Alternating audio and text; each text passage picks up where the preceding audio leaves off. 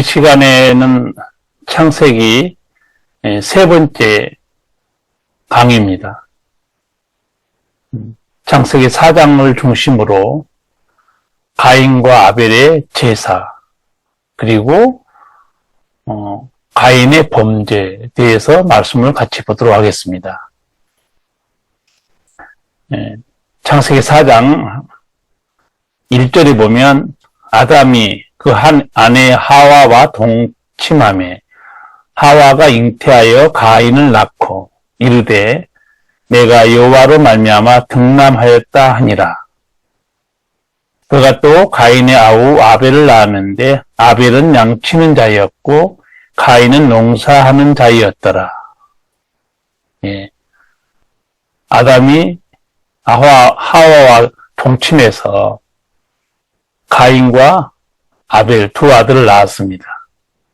가인은 농사하는 사람이었고 아벨은 양을 치는 사람이었습니다.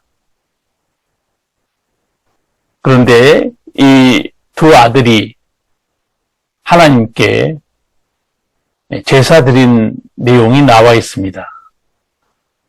가인은 농사하는 사람이었기 때문에 곡식으로, 곡물로 하나님께 제사를 드렸고, 아벨은 양을 치는 사람이었기 때문에 양으로 하나님께 제사를 드렸습니다. 그런데 하나님께서 가인의 제사는 받지 않았습니다. 창세기 4장 4절 5절 보면 아벨은 자기도 양의 첫 새끼와 그 기름으로 드렸더니 여호와께서 아벨과 그 제물은 연락하셨으나 가인과 그 제물은 연락하지 아니하신지라. 가인이 심히 분하여 안색이 변하니. 하나님께서 가인과 그 제물은 받으셨죠. 그리고 가인과 그 제물은 받지 않았습니다.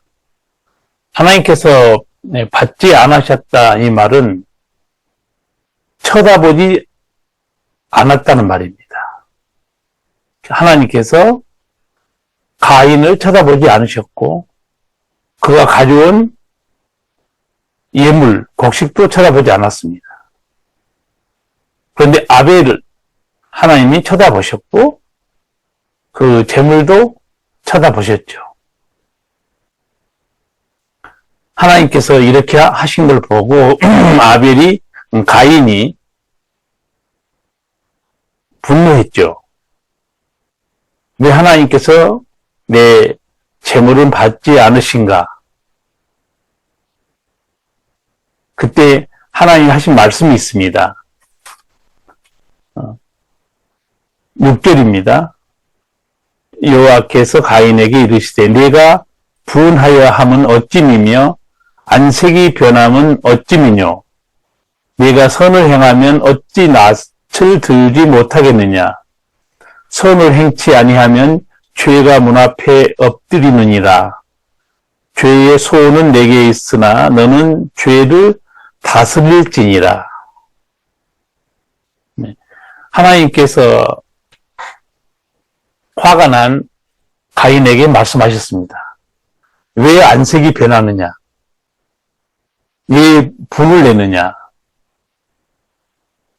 하나님께서 왜 가인의 제물을 받지 않았습니까? 짐승이 아니기 때문에 받지 않았습니까? 그것은 아닙니다. 가인이 가져온 예물, 곡식이나 아벨이 가져온 양이나 다 하나님께 드릴 수 있는 예물입니다. 하나님이 왜 받지 않으셨는가는 하나님이 가인에게 하셨던 말씀에서 알 수 있습니다. 하나님께서 뭐라고 말씀하셨습니까? 4장 6절 7절 특별히 7절 보면 네가 선을 행하면 어찌 낯을 들지 못하겠느냐.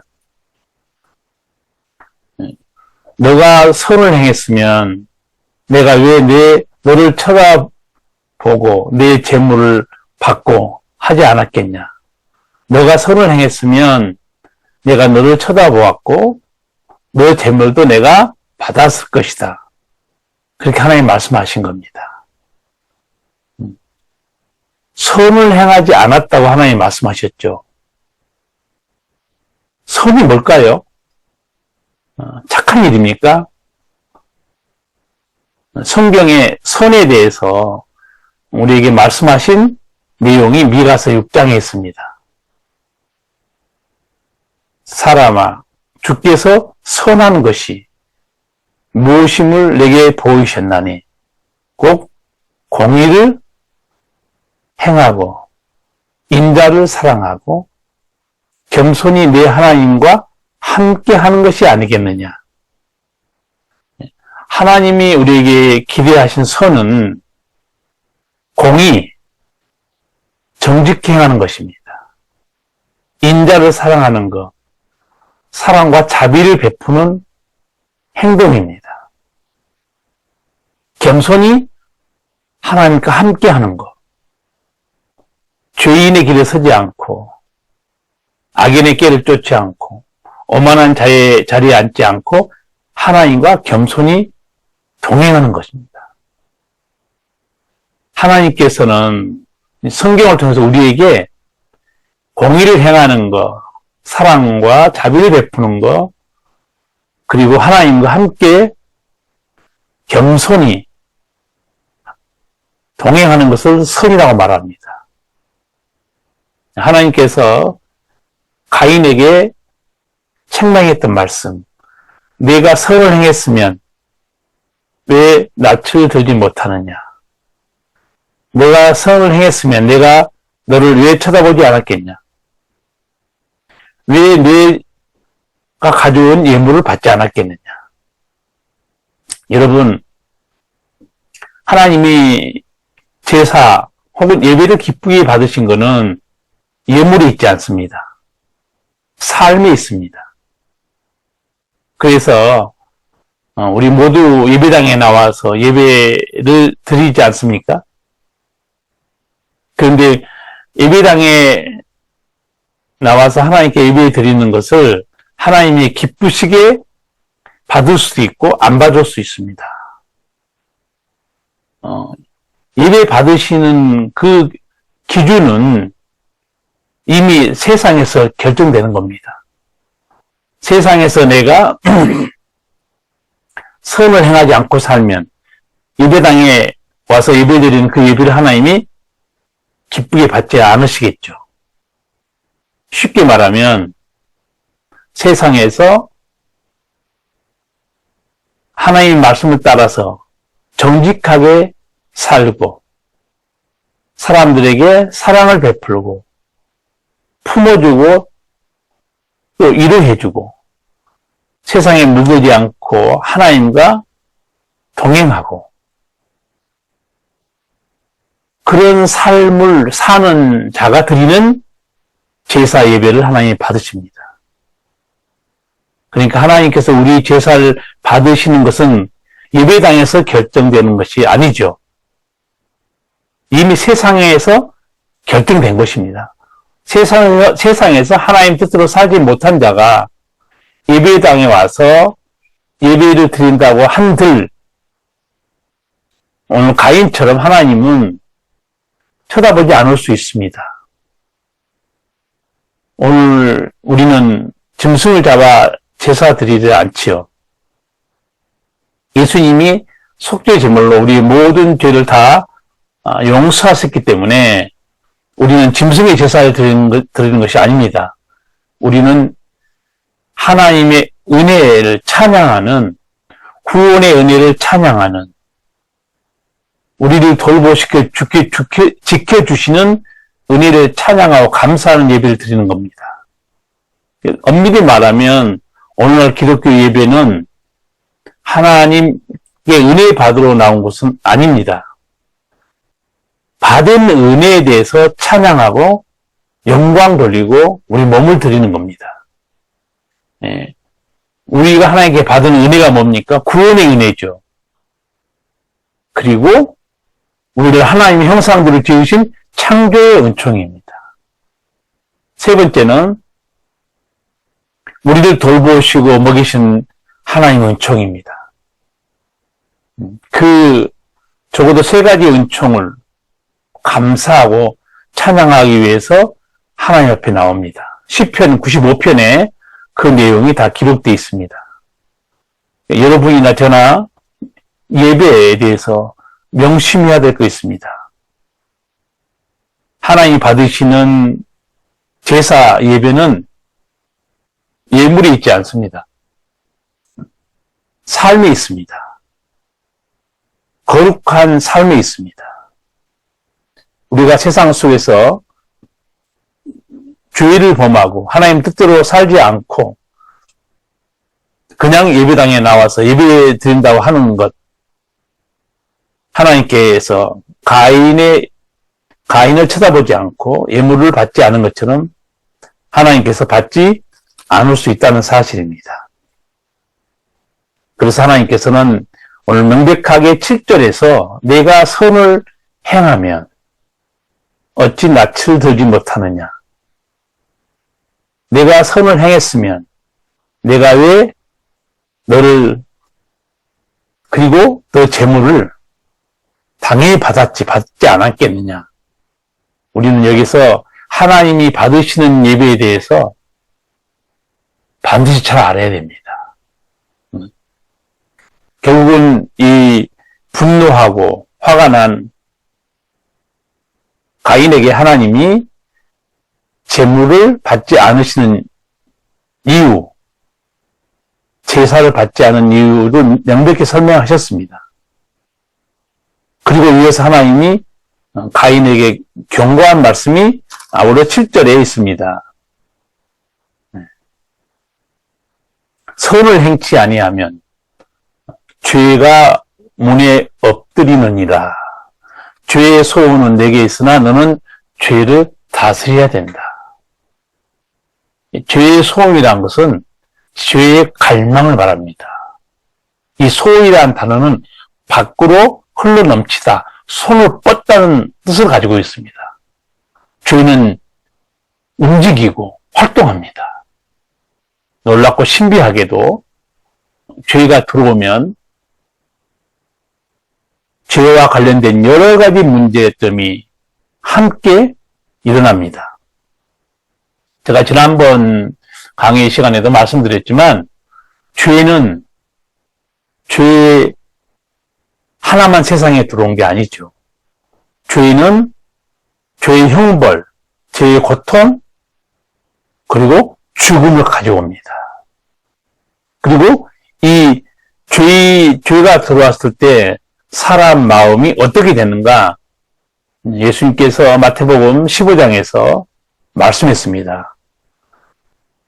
이 죄인의 마음 속에서 나오는 것이 살인과 간음과 음란과 도적질, 그리고 비판들, 악한 행동들이다 말씀했습니다. 하나님께서는 가인에게 경고했습니다. 죄가 너를 붙들고 있다. 내가 죄를 이겨야 된다. 죄의 소원, 죄가 밖으로 활동하려고 움직이는 거, 내가 다스리지 않으면 너는 죄의 도구가 될 것이다. 경고했죠. 그런데 결국은 이 가인은 하나님께 대해서 분을 내고 그 하나님 말씀을 마음에 두지 않습니다. 그리고 결국은 죄의 소원대로 행동한 게 나옵니다. 죄의 소원, 살인, 간음, 음란, 도둑질, 비판, 비난, 회방, 이 죄의 소원들이죠. 죄의 욕망들입니다. 결국은 죄에 붙들려서 가인은 죄의 소원대로 행한 내용이 8절 이하에 나와 있습니다. 가인이 그 아우 아벨에게 고하니라. 그 후 그들이 들에 있을 때 가인이 그 아우 아벨을 쳐 죽이니라.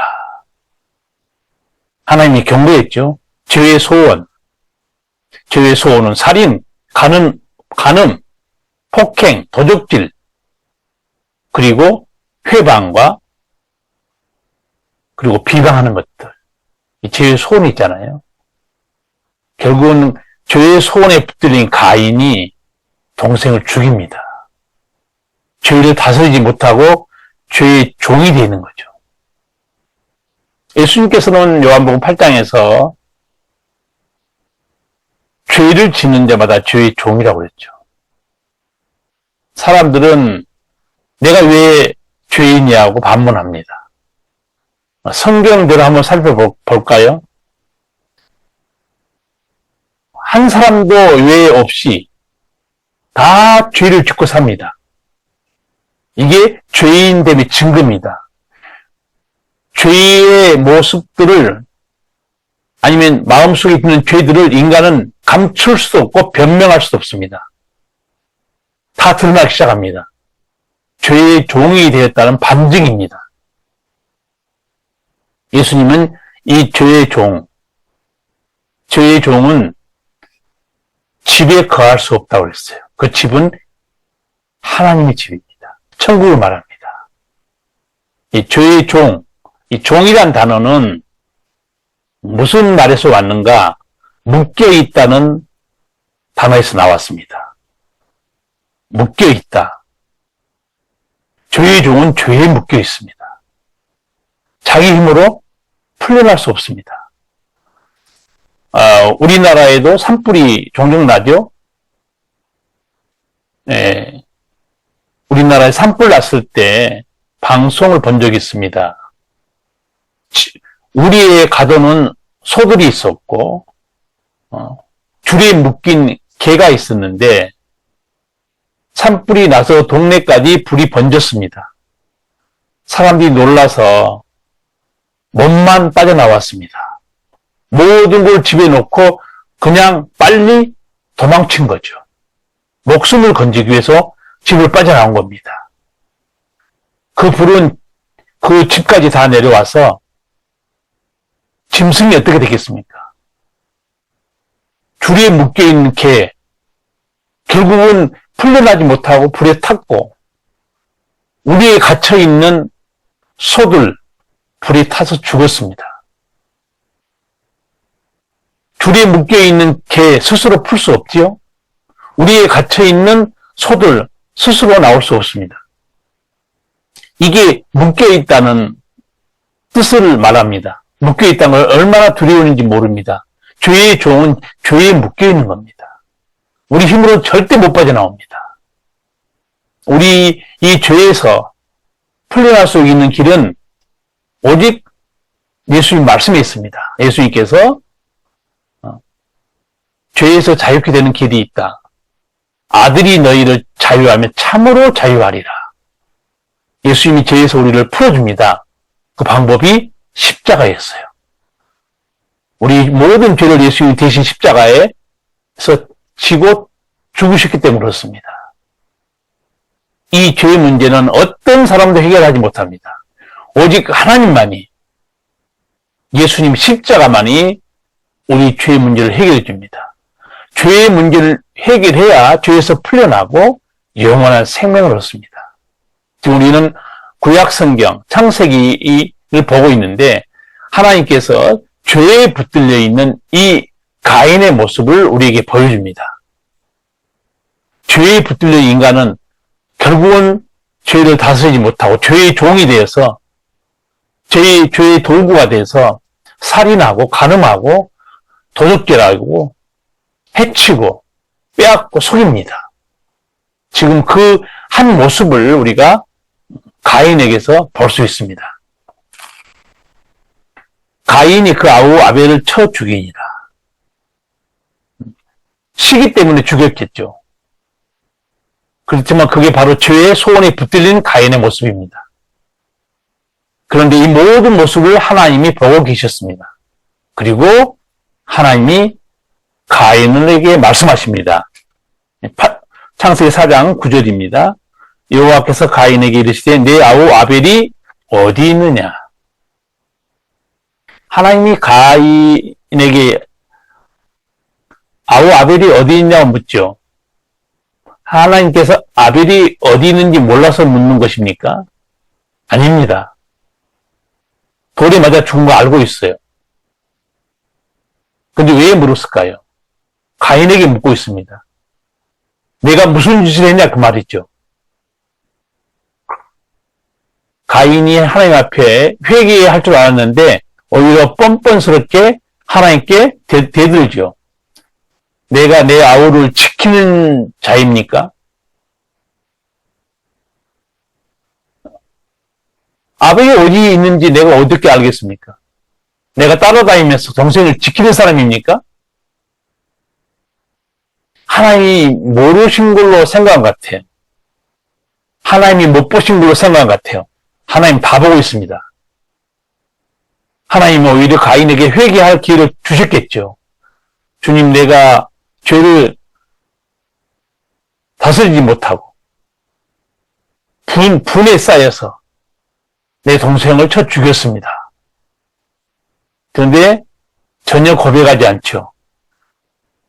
아담의 피가 그 아들 가인에게도 흐르고 있습니다. 핑계됩니다. 자기 죄를 인정하지 않아요. 그때 하나님께서 가인에게 아주 놀라운 말씀하죠. 창세기 4장 10절입니다. 가라사리에 네가 무엇을 하였느냐? 내 아우의 핏소리가 땅에서부터 내게 호소하느니라. 얼마나 무서운 말씀입니까?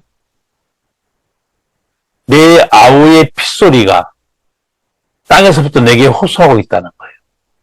죽은 자가 억울하게 죽었다고 하나님에게 호소하고 있다는 겁니다. 좀 놀라운 표현이죠.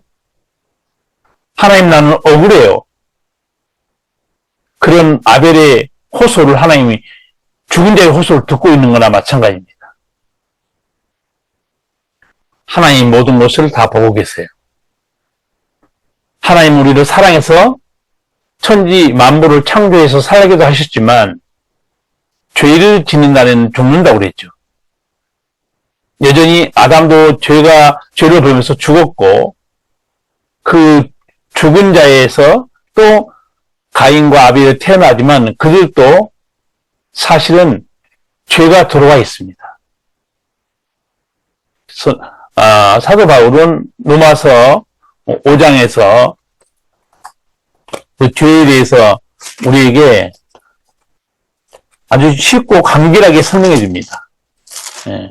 로마서 5장을 보시면 12절에서 이러므로 한 사람으로 말미암아 죄가 세상에 들어오고 죄로 말미암아 사망이 왔나니 이와 같이 모든 사람이 죄를 지었으므로 사망이 모든 사람에게 이르느니라.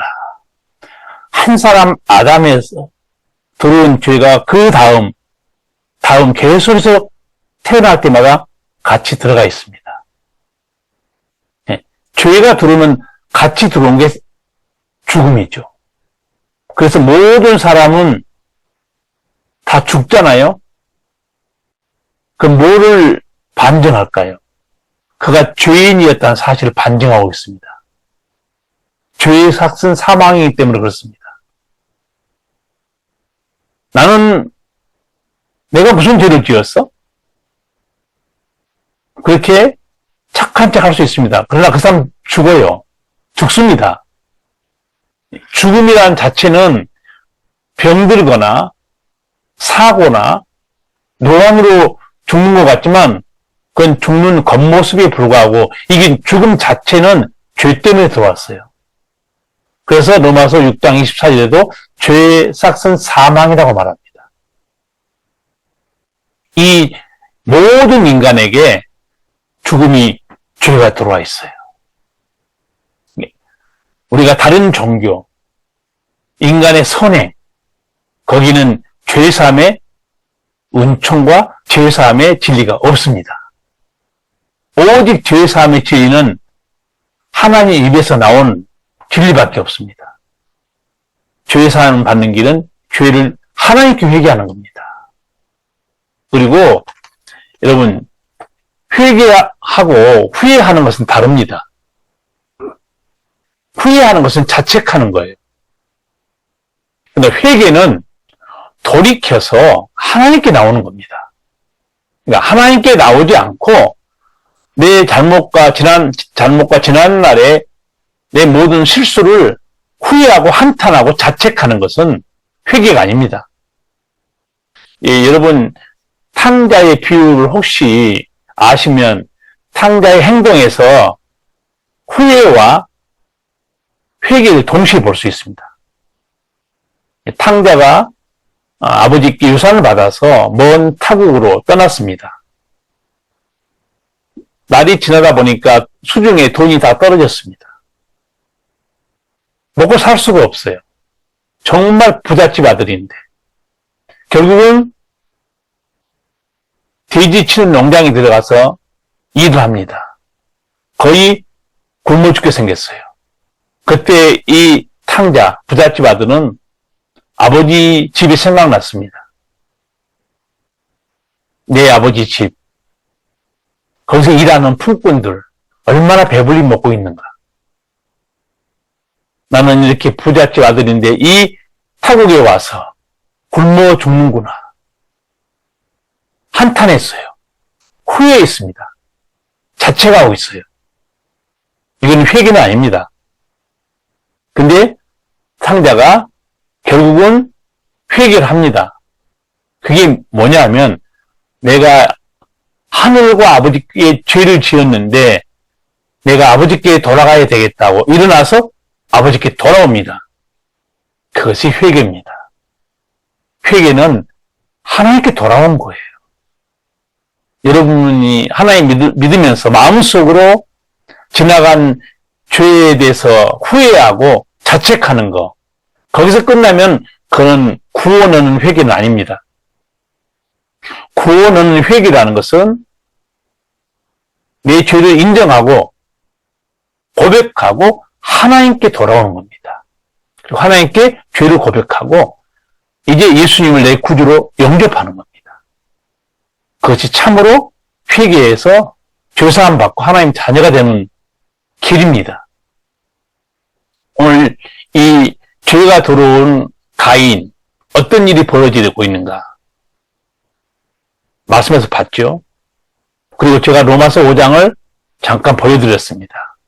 한 사람 아담으로 죄가 들어왔는데 모든 사람 속에 죄가 들어와 있어요. 모든 사람에도 사망이 다 들어오게 되어 있습니다. 오늘 이 죄 문제를 여러분 잘 기억하시고 죄를 짓게 되면 반드시 형벌이 따르죠.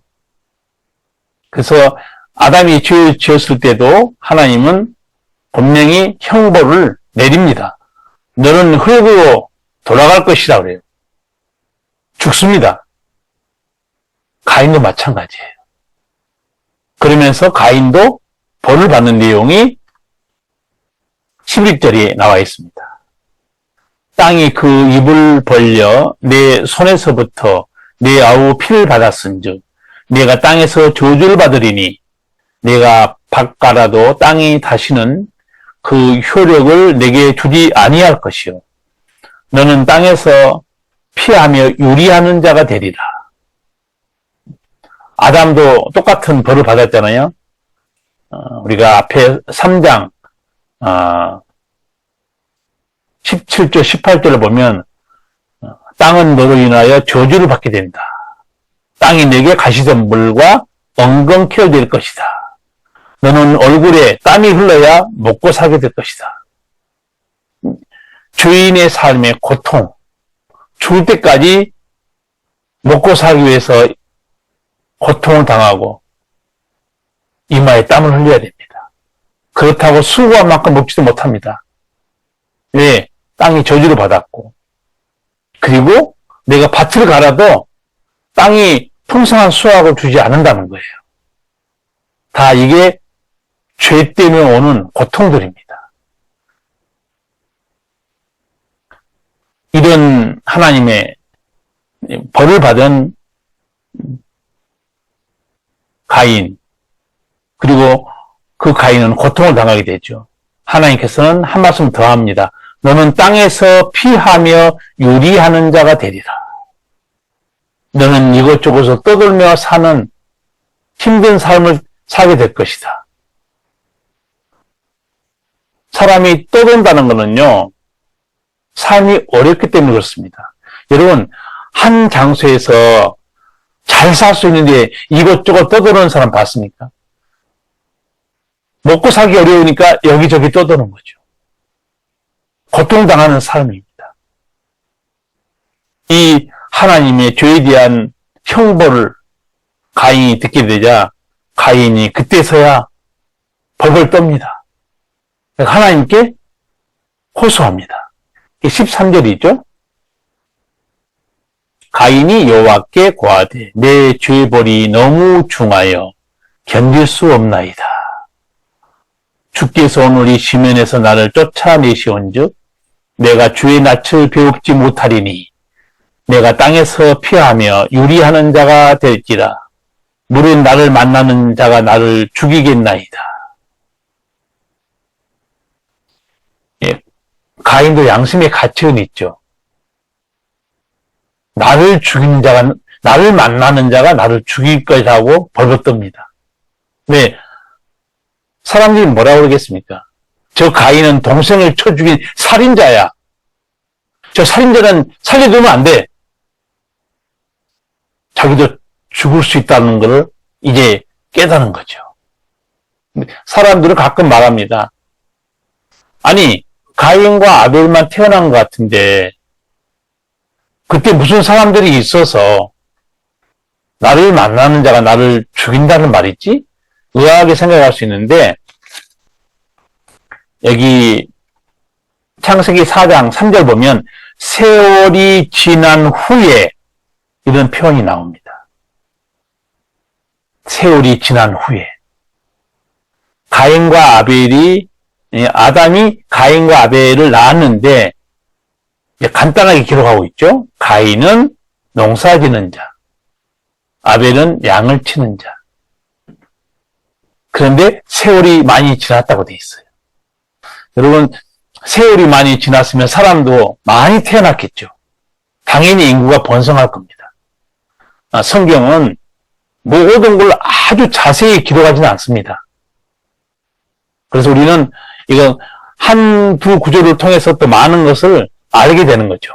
아, 세월이 지났구나. 이 땅에 가인과 아벨뿐만 아니고 많은 사람도 태어났겠구나. 그걸 생각할 수 있습니다. 스스로 가인은 하나님의 벌을 받고 나서 이제 두려워합니다. 내가 주의 낯을 배웁지 못하리니 스스로 알고 있어요. 그렇죠? 여러분, 죄인은 하나님을 볼 수 없습니다. 또 하나님께서 모세에게도 나를 보고 살 자가 없다고 그랬어요. 선지자 이사야 6장 보면 성전에 들어갔을 때 천사의 찬양 소리를 듣습니다. 거룩하다 거룩하다 거룩하다 만군의 여호와여. 천사들의 찬양과 함께 이사야도 하나님의 음성을 듣죠. 그때 이사야가 깜짝 놀라서 이렇게 고백합니다. 화로다 나여 망하게 되었도다. 무슨 말인가? 주님, 나는 죽게 생겼습니다. 내가 입술이 부정한 자 중에 있으면서 만군의 여호와이신 하나님의 배웠다는 거예요. 죄인이 하나님 보고 살 자가 없잖아요. 그런데 예수님께서는 하나님을 볼 수 있는 자가 있다고 마태복음 5장에서 말씀합니다. 마음이 청결한 자는 복이 있나니 저희가 하나님을 볼 것이며. 마음이 청결한 자가 누굽니까? 죄사함 받은 사람입니다. 죄사함 받아서 거듭난 사람입니다. 죄사함 받아서 거듭난 사람이 누군가? 하나님의 자녀예요. 하나님의 자녀가 아버지 얼굴을 보는 것은 당연하죠. 여러분 집에서도 자녀들은 매일 어머니, 아버지 얼굴을 봅니다. 그리고 그 음성을 듣습니다. 사랑을 받고 살아요. 우리는 이 죄인이 하나님 얼굴을 볼 수 없다는 것. 그러나 신약 성경에 와서 예수님께서 마음이 청결한 자, 죄사함 받고 거듭나서 하나님의 자녀가 된 자, 하나님이 얼굴을 볼 수 있다. 얼마나 귀한 복음입니까? 그래서 우리가 성경을 읽을 때는 구약에 있는 말씀도 보지만 신약에 있는 예수님 말씀도 같이 연결해서 봐야 됩니다. 그래야 거기 구원의 길이 있고 생명의 길이 있습니다. 가인이 자기가 받을 벌 때문에 너무 두려워하고 사람들이 나를 죽일 것입니다. 하나님께서 그리고 하나님이 지으신 가인이기 때문에 은혜를 베풀어 준 말씀이 15절에 있습니다. 여호와께서 그에게 이르시되 그렇지 않다. 가인을 죽이는 자는 벌을 7배나 받으리라 하시고 가인에게 표를 주사 만나는 누구에게든지 죽음을 명케 하시니라. 우리가 생각할 때 하나님께서 가인에게 어떤 표를 줘서 이 표를 가지고 있기 때문에 사람들이 가인을 죽이지 않을 것이라 생각하는데 그 표란 것은 다른 건 아닙니다. 하나님이 그를 지켜주는 은혜를 말합니다. 사람들이 가인을 함부로 대하거나 죽이지 못하도록 하는 그런 하나님이 지켜주신 은총이 내게 있을 것이다. 죄인을 사랑하시고 그리고 하나님 앞에 두려워 떠는 자에게 은혜를 베푸시는 아버지의 사랑을 볼 수 있습니다.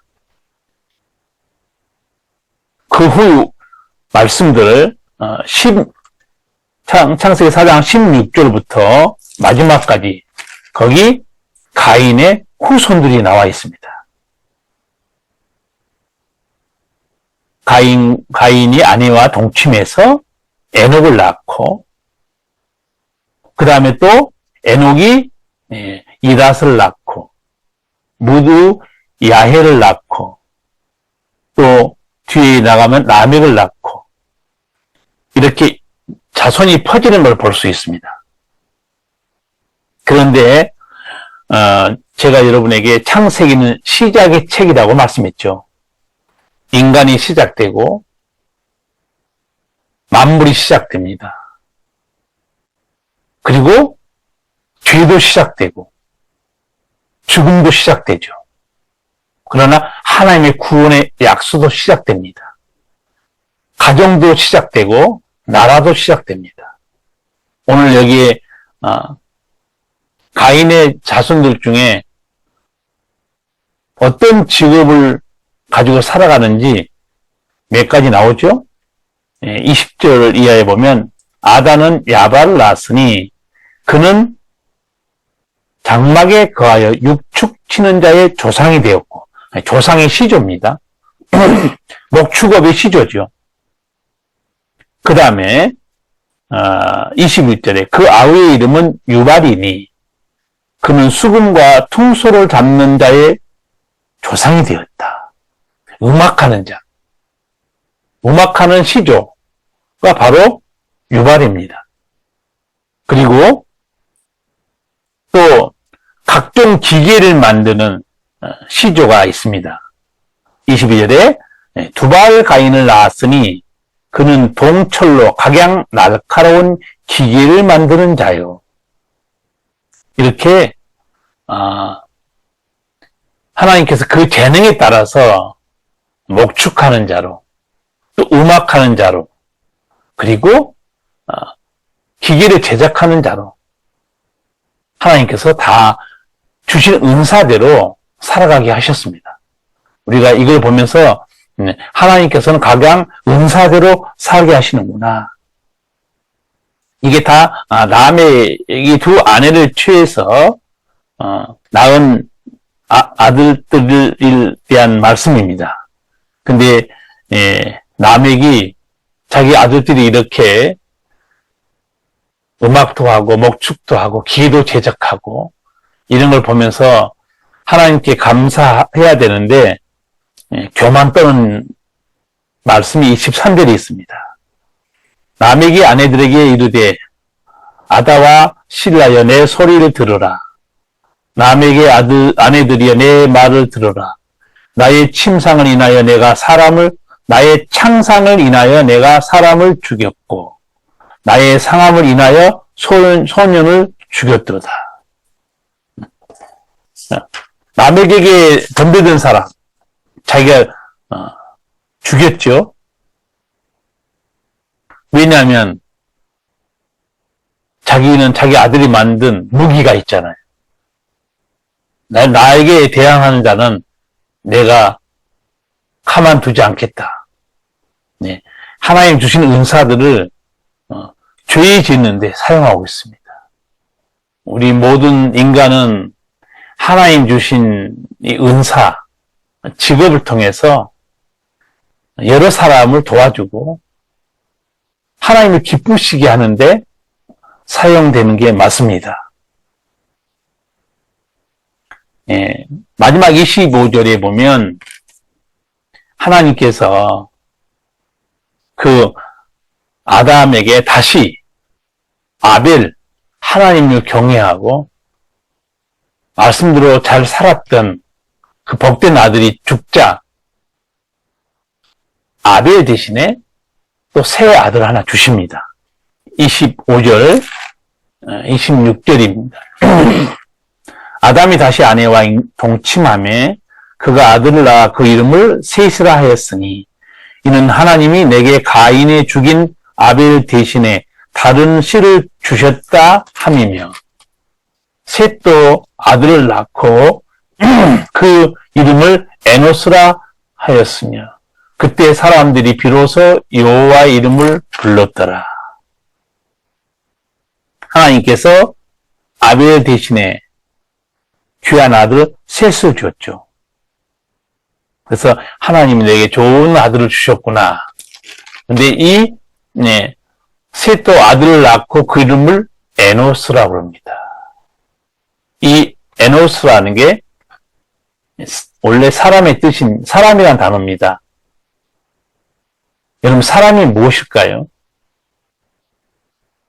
이렇게 질문하면 사람들이 갑자기 멍해집니다.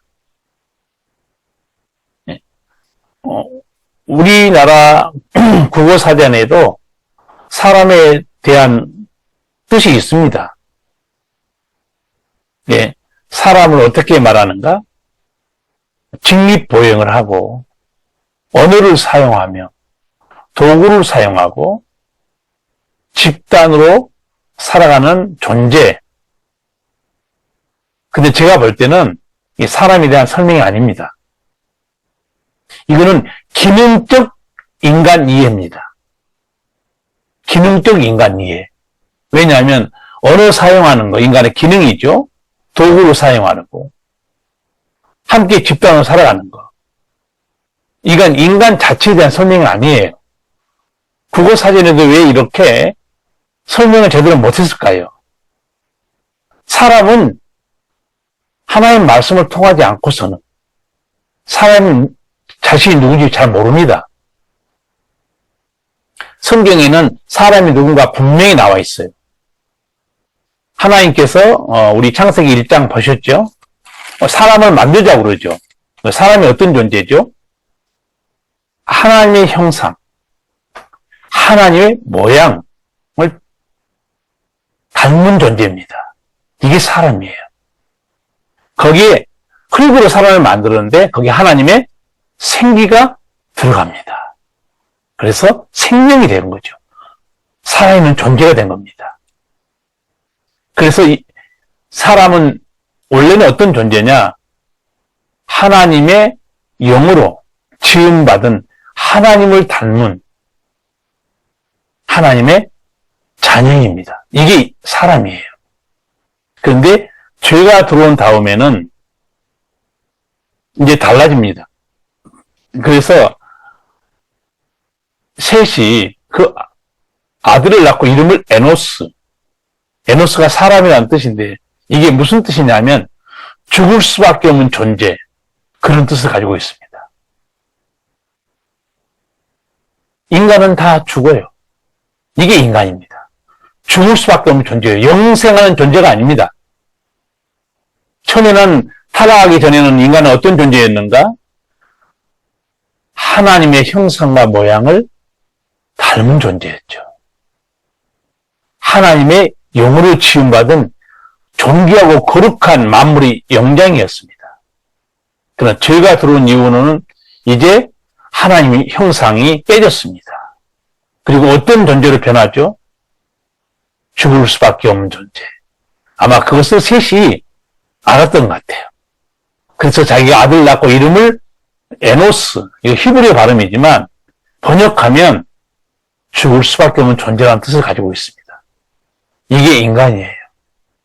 오늘 여러분과 제가 창세기 4장을 통해서 가인의 제사, 아벨의 제사를 보았고 죄에 대해서 다시금 깨닫게 됐습니다. 죄의 소원이 얼마나 무서운 건가. 그리고 하나님이 이 모든 것을 감찰하고 계시고 하나님께서는 인간이 범죄할 때 그걸 모른 채 하지 아니하시고 반드시 묻습니다. 질문합니다. 아담에게 했던 질문이 있죠. 아담아 내게 어디 있느냐. 범죄한 아담에게 하나님 질문하죠. 왜 질문했을까요? 죄에 대해서 회개하고 깨달으라는 거죠. 범죄한 가인에게 하나님이 똑같은 질문을 던집니다. 내 아우 아벨이 어디 있느냐. 그리고 또 이렇게 질문하죠. 내가 무엇을 하였느냐. 하나님은 우리의 모든 행위를 감찰하고 있습니다. 죄로 인해서 죽을 수밖에 없는 존재. 그런데 우리가 예수님을 통해서 영원히 사는 은총을 입었습니다. 이게 은혜요. 이게 복음입니다. 그래서 신약에서는 죄와 죽음을 말하고 있다면, 구약에서는 죄와 죽음을 말하고 있다면 신약에서는 용서와 은혜와 영원한 은총을 말하고 있습니다. 그래서 예수님이 보내신 우리 하나님께 감사하고 죄로 죽을 수밖에 없는 우리들이 영원한 생명을 얻어서 천국에 살 수 있는 은총의 길을 열어주신 하나님께 오늘 또 감사해야 됩니다. 오늘 또 여러분 창세기 강의 들으니라고 수고했습니다. 오늘 강의는 여기서 마치겠습니다.